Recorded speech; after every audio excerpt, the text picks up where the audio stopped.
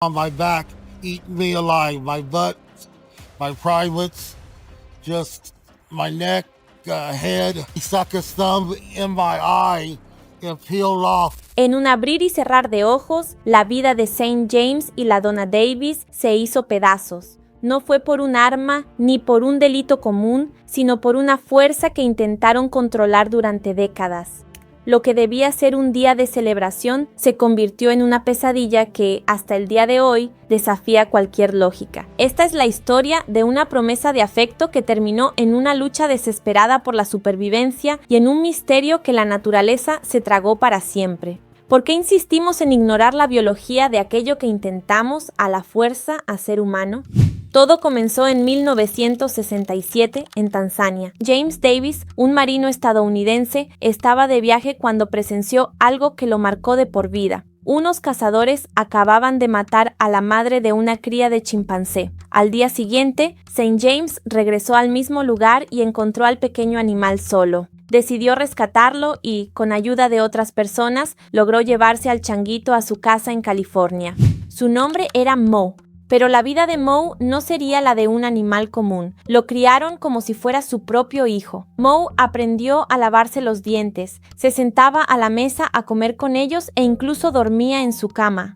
Había un vínculo tan fuerte que St. James contaba cómo a Mo le gustaba dormir boca abajo, recargado en él, buscando un cariño que la pareja veía como amor puro. Incluso llevaban a Mo a programas de televisión, aunque siempre decían que lo más importante era la conexión que tenían. Durante años vivieron bajo la ilusión de que podían tratar a un animal salvaje como a un ser humano, ignorando que, conforme crecía, Mo se convertía en un primate adulto con una fuerza física impresionante. A medida que Mo se hizo adulto, los problemas comenzaron a asomar, pero la pareja prefería cerrar los ojos ante el peligro. El primer susto llegó en 1977, cuando Mo, con apenas 10 años, mordió a un visitante. Fue solo el principio. La situación se volvió crítica en 1998, cuando Mo se asustó durante una remodelación de su jaula y escapó a la calle. El vecindario vivió momentos de pánico. Un chimpancé adulto, enorme y aterrorizado, andando libremente, destrozó una patrulla de policía como si fuera de hojalata y dejó gravemente herido a un agente de control animal. El daño fue tal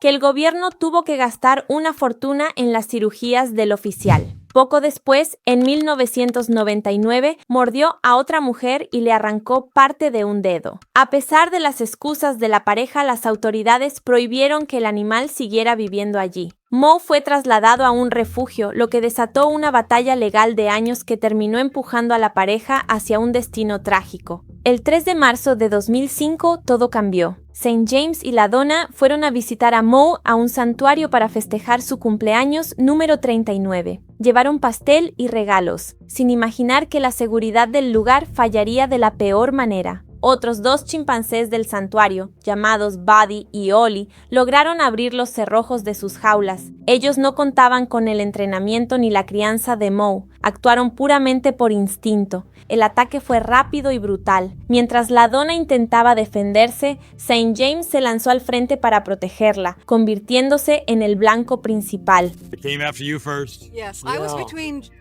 was between them and James, and they came at me first. Quienes vieron la escena después la describieron como un ataque salvaje, algo que difícilmente se puede concebir. En medio de todo ese caos, un detalle llamó la atención. Mo estaba en su jaula y, según el relato de la Donna, permaneció ahí, inmóvil y en silencio, observando todo. I looked over at Mo, and he's sitting very, very quietly. He wasn't yelling, he wasn't screaming, he wasn't doing anything but just sitting there.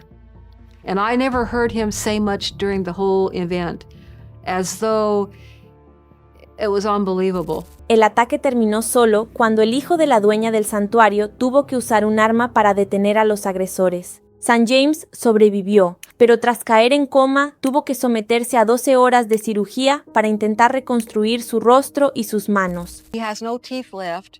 With all the facial damage, they're all gone. This was all off. It was just hanging by skin. And this hand, these fingers were bitten off, but at different lengths. Después del ataque, St. James comenzó una larga y dolorosa recuperación y Moe fue enviado a un nuevo lugar, Jungle Exotics, pero la naturaleza terminó ganando una vez más. En junio de 2008, Moe logró romper los seguros de su nuevo recinto y huyó hacia las montañas. Se desplegaron búsquedas masivas, con helicópteros y perros rastreadores, pero Moe desapareció sin dejar rastro. Algunas personas dijeron haber visto una sombra parecida a la de un mono en el bosque, pero nunca se confirmó. Los expertos explicaron que, como Moe pasó toda su vida cuidado por humanos, probablemente no sabía cómo alimentarse o protegerse en la selva, lo que indica que difícilmente sobrevivió mucho tiempo. St. James falleció en 2018 y el paradero de Moe sigue siendo un misterio. A fin de cuentas, esta historia sirve como un triste recordatorio de que no podemos cambiar la naturaleza salvaje y que intentar hacerlo puede costarnos demasiado caro.